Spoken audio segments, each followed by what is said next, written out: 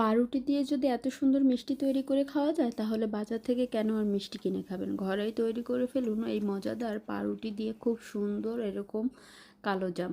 আজকে দেখাবো কিভাবে এই পাউরুটি দিয়ে নিজেই ঘরে কালোজাম তৈরি করবেন সেই প্রসেসটা।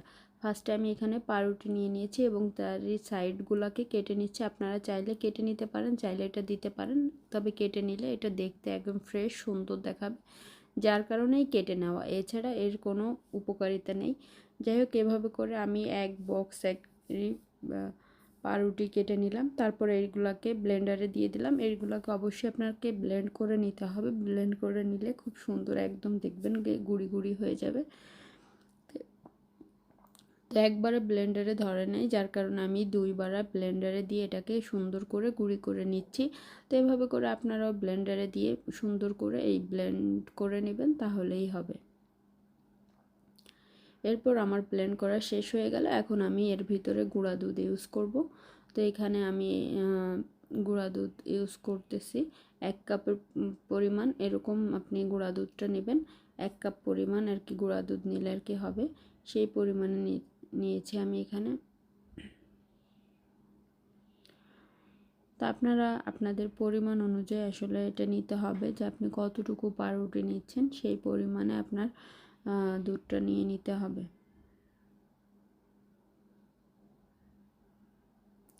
এরপর পাউরুটি দিয়ে আর গুঁড়া দুধ দিয়ে আমি এটাকে মিক্সড করে নিব। আর এখানে আমি লিকুইড দুধ রেখেছি 1 কাপ পরিমাণ, সেটাকে আমি দিয়ে সুন্দর করে মাখিয়ে একটা ডো তৈরি করে নিব। এখানে পাউরুটির পরিমাণটাও বেশি দেওয়া যাবে না, এবং আপনারা পাউরুটি এবং গুঁড়া দুধের পরিমাণটা সম পরিমাণ রাখার চেষ্টা করবেন। আর আমরা যে লিকুইড দুধটা এখানে ইউজ করব, সেই দুধটাও যেন ঘন হয়, সেদিকে অবশ্যই খেয়াল রাখতে হবে। আপনারা যদি গরুর দুধ যতটুকু দুধ নেবেন সেই দুধটাকে জাল করে তার অর্ধেক পরিমাণ করে তারপরে সেই দুধটা এখানে ইউজ করবেন, তাহলে স্বাদও অনেক ভালো আসবে এবং মিষ্টিগুলো অনেক সফট হবে। যাই হোক, এভাবে করে হাতের সাহায্যে এই গোল গোল করে মিষ্টিগুলো তৈরি করতে হবে। আর এই মিষ্টিগুলো তৈরি করতে গেলে দুইটা হাত দিয়ে মিষ্টিগুলো তৈরি করলে বেশি ভালো হয় এবং সুন্দর একটা শেপ আসে। যাক, এটা করতেই হবে। জাস্ট আপনারা হাতের নিচে একটু ঘি লাগিয়ে এভাবে করে মিষ্টিগুলোকে তৈরি করে নেবেন এবং এরকম যেরকম ইচ্ছা শেপ দিতে পারবেন। আমি গোল লম্বা দুইটা শেপই দিয়েছি। এখন আমি এটাকে ডুবো তেলে একদম এটাকে ভেজে নিচ্ছি। আর এটা উল্টিয়ে পাল্টিয়ে ভাজতে হবে। আপনারা যদি একটা সাইড রেখে দেন তাহলে সেই সাইডটা হয়তো বা লেগে যেতে পারে বা পুড়ে যেতে পারে, যার কারণে উল্টে পাল্টিয়ে আপনারা যত অনবরত এটাকে ভেজে তারপরে তুলে নেবেন। খুব সুন্দর করে এভাবে যখন লাল লাল হয়ে যাবে ভাজাটা, তখন আপনারা এটা তুলে নেবেন।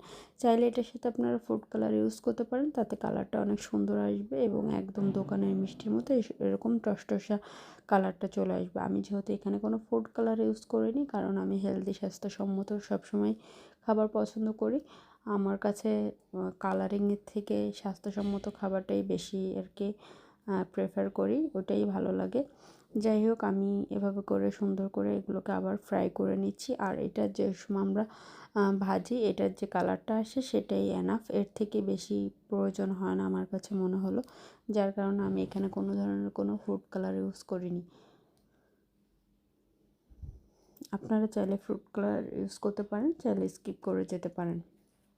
এখন একটা প্যান নিয়ে নিয়েছি, এখানে আমি চিনি নিয়েছি। 1 কাপ চিনি নিলে 2 কাপ পানি দিতে হবে, সেই রেশিও অনুযায়ী আপনারা এটার যে সেটা তৈরি করে নেবেন। তো আমি এখানে পানিটাও অ্যাড করে দিয়েছি। এখন আমি এখানে 2টা এলাচ দিয়ে দিলাম। এলাচটা দিয়ে দিলাম, এটার স্মেলটা যাতে অনেক সুন্দর হয়। আর এলাচটা অবশ্যই থেতো করে দেবেন, যাতে এর সুঘ্রাণটা বের হয়ে যেতে পারে। তো এভাবে করে মিষ্টিগুলোকে দিয়ে দিতে হবে, দিয়ে আমরা 10-15 মিনিট জাল করব, তারপর আমাদের মিষ্টি একদম রেডি হয়ে যাবে। ভিডিওটি যদি ভালো লেগে থাকে অবশ্যই লাইক কমেন্ট শেয়ার দিয়ে আমার পাশে থাকবেন। আজকে পর্যন্ত, আবারও পরবর্তীতে কোনো ভিডিও